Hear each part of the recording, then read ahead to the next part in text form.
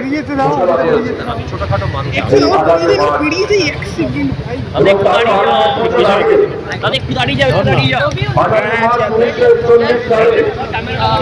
নেতাজি সুভাষচন্দ্র বসু বাংলায় গিয়ে উপস্থিত হয়েছিলেন তার সেই মহান উৎসবের দল। সেই সব করে তিনি বাংলায় উপস্থিত হয়েছিলেন এই 28 মার্চ, অর্থাৎ এই 28 মার্চ একটি অত্যন্ত ঐতিহাসিক দিন। এই 28 মার্চ 1940 এবং 1942 পরপর 2 বছর এই বাঙালি মহাপুরুষ এমন কিছু কাজ করে দেখিয়েছিলেন। এই 28 মার্চ এমন কিছু দিন, এমন কিছু ক্ষণ তারা ইতিহাসের সাক্ষী করে রেখেছিলেন যে সাক্ষী বহন করে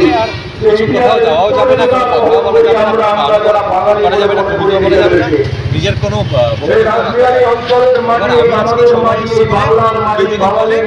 হ্যাঁ আমার সঙ্গে তো ভালো সম্পর্ক তালিকা ঘোষিত হওয়ার আগে তার আগে 7 দিন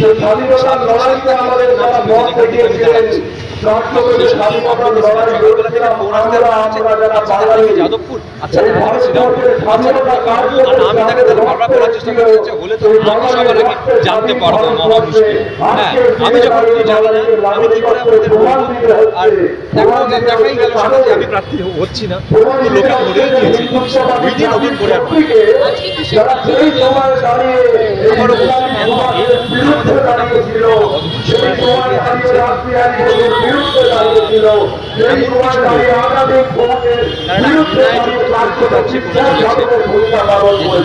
করার তৈরি করার ফেলে দেওয়ার প্রয়োজন ছিল।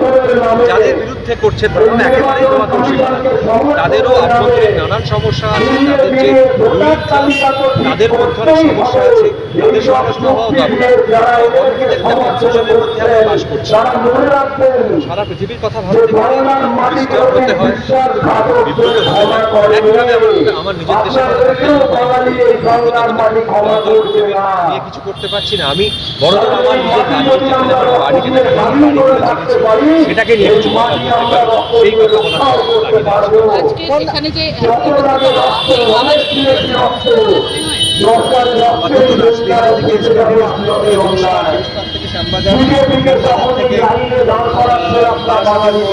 মোটামুটি পশ্চিমবঙ্গ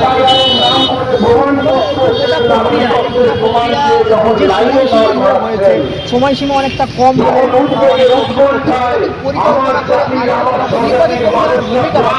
ইন্টেন্সিভ এডুকেশন হতেই পারে, ইন্টেন্সিভ এডুকেশন হওয়ার মধ্যে কোনো সমস্যা ইন্টেন্সিভ এডুকেশন আগে হয়েছে, স্পেশাল ইন্টেন্সিভ এডুকেশন হঠাৎ করে নির্বাচনের আগে ঘোষণা করা যায় কিনা এবং সেটাকে নাগরিকত্বের সঙ্গে জুড়ে দেওয়া যায় কিনা, সেখানে নির্বাচন কমিশনের নির্বাচনের একটা প্রশ্ন থাকে, আইনত একটা প্রশ্ন এবং এই প্রক্রিয়া যে সময়ের মধ্যে করা হয়েছে, যে পদ্ধতিতে করা হয়েছে, সেই পদ্ধতিতে করার পরে আজকে বিরোধী দলের লোকেরা আদালতে ছুটছে, তারপরে নির্বাচন কমিশনকেও ছুটতে হচ্ছে।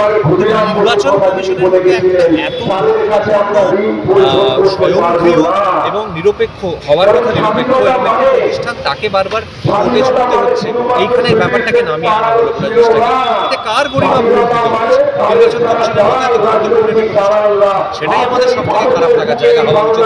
আমার তো তাই মনে হয়।